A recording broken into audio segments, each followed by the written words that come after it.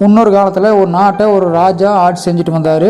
அவர் திடீர்னு ஒரு நாள் ஒரு உத்தரவு ஒன்று போடுறாரு. என்ன உத்தரவுனா, தனக்கு யாருமே கெட்ட செய்தி சொல்லக்கூடாது, அப்படிக்கான சொன்னால் அவங்க தலையை சீவிடுவேன் அப்படின்னு சொல்லி போட்டு ஒரு உத்தரவு ஒன்று போடுறாரு. எல்லாத்துக்கும் ரொம்ப பயமாகி போச்சு. என்னடா அது, நாட்டில் நடக்கிற பிரச்சனைகள் சொல்லணுமே இவர்கிட்ட, எந்த ஒரு கெட்ட செய்தி சொல்லினா எப்படி இவர்கிட்ட போய் மற்ற பிரச்சனைகளை சொல்கிறது அப்படின்னு மந்திரிங்க அமைச்சர்கள் எல்லாருமே யோசிக்கிறாங்க.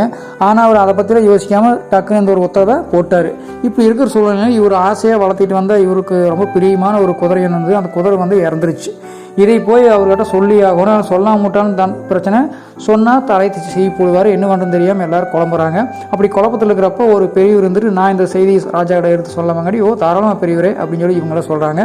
அப்போது ராஜா கிட்ட போய் இவர் சொல்கிறாரு, உங்கள் குதிரையை பற்றி ஒரு செய்தி உங்கள்கிட்ட கொடுக்கணும் சொல்லணும் அப்படின்னு சொல்லி போட்டு அந்த பெரியவர் சொல்கிறாரு. என்னாச்சு என்னோடய குதிரைக்கு அப்படின்னு சொல்லி போட்டு ராஜா ரொம்ப ஆர்வமாக கேட்குறாரு. ராஜா, உங்களோட குதிரைக்கு ஒன்றுமே ஆகலை, முன்ன இருந்த மாதிரி தான் இப்பவும் இருக்குது. ஆனால் ஒன்று, அது சாப்பிட்றதில்ல, சாப்பாட்டை அது மிச்சப்படுத்துது அப்படிங்கிறாரு.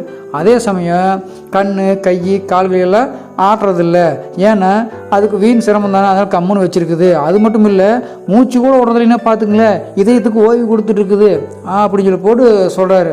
அப்படின்னா என்னோட குதிரை இறந்துருச்சா அப்படின்னு சொல்லி போட்டு ராஜா கேட்குறாரு. அப்படி ஒரு கெட்ட செய்தி நான் சொல்லவே இல்லையே, நீங்கள் தானே சொல்கிறீங்க அப்படின்னு சொல்லி ஒரு பெரிய கூட போகிறார். யார்? அந்த பெரியவர்.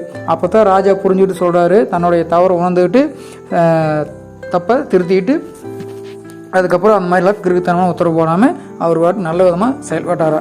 இப்போ இந்த கதை மூலிமா நம்ம தெரிஞ்சுக்க வேண்டிய விஷயம் என்னென்னா, எந்த ஒரு விஷயத்தையுமே சொல்கிற விதத்தில் சொன்னால் எப்பேற்பட்ட முட்டாள் கூட அதையே புரிஞ்சுக்குவேன் அப்படிங்கிறத நம்ம நல்லா தெரிஞ்சுக்கணும். கதையேட்ட உள்ளங்களுக்கு மிக்க நன்றி.